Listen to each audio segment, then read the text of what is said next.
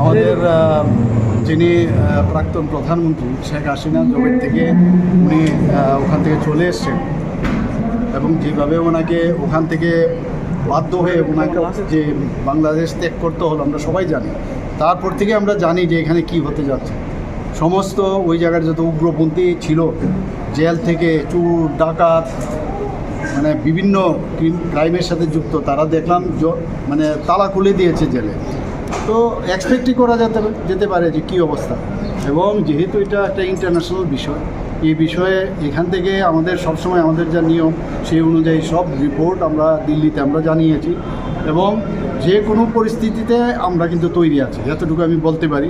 কিছুদিন আগেও এখানে আমরা যে প্রোগ্রাম করেছিলাম, এখানে আর্মির এখন যে ওনারাও ছিলেন সেখানে, তো আমাদের তরফ থেকে আমরা বর্ডার এবং আমাদের নিরাপত্তার দিক দিয়ে আমরা সেটা আমরা অত্যন্ত শক্তিশালী এবং যা করার আমাদের মাননীয় প্রধানমন্ত্রী যে আছেন সেখান থেকে ওনার নেতৃত্বে আমাদের যে ক্যাবিনেট আছে সেন্ট্রালে, ওনার নিশ্চয়ই এই বিষয়গুলো অবগত আছে এবং যা করার তাই করবে, সময়ের কথা বলছে।